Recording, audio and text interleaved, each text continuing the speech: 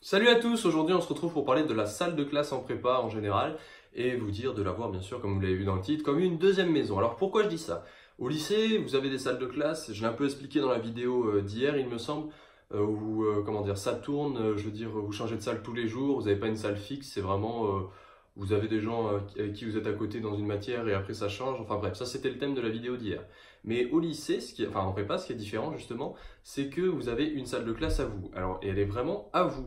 Elle est ouverte tout le temps. Déjà le matin quand vous arrivez, normalement, elle est ouverte de 7 h on va dire, même peut-être avant. Jusqu'à le soir, vous pouvez y accéder pour les internes jusqu'à 23 h je crois, ou 21 h 30 ils peuvent y rester. Et je veux dire, c'est une salle qui est toujours ouverte en continu. Enfin, dans notre cas, je parle toujours bien sûr dans le cas de notre lycée, je pense que c'est pareil partout en France, mais je préfère pas dire dans 100% des cas, ce sera comme ça. Et vraiment, ta salle de classe, même entre midi et deux, bah, t'en as qui y restent pour travailler. Entre midi et deux, t'en as qui y restent pour réviser. T'en as qui vont manger, ils reviennent après, ou ils vont se balader, ils reviennent. Enfin, vraiment, la salle de classe, c'est un peu un espace, faut voir ça un peu comme un salon. Mais sauf que c'est pas un salon qui appartient avec ta famille, où vous êtes 5. C'est un salon qui t'appartient avec ta famille de la prépa. Et vous êtes 40 dans ce salon.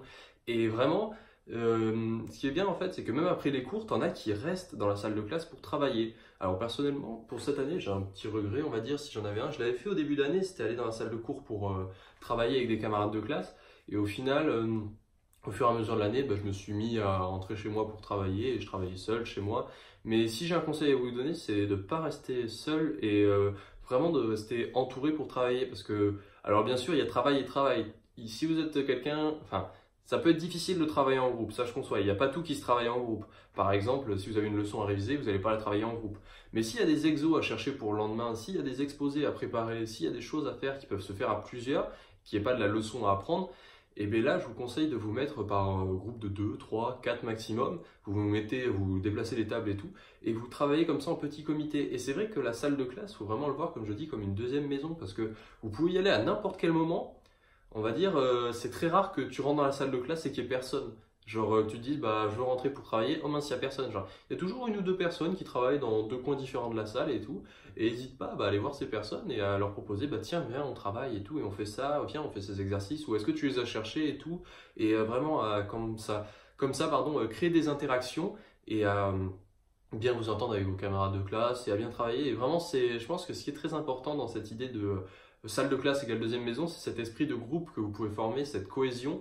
Et ça peut être quelque chose de très très avantageux et quelque chose qui peut vraiment vous apporter beaucoup de bénéfices et beaucoup de bonnes choses, que ce soit pour vous ou pour la personne en face. Mais vraiment, cet esprit de groupe, ce travail de groupe, c'est beaucoup mieux que de travailler seul dans son coin, vraiment parfois à l'écart.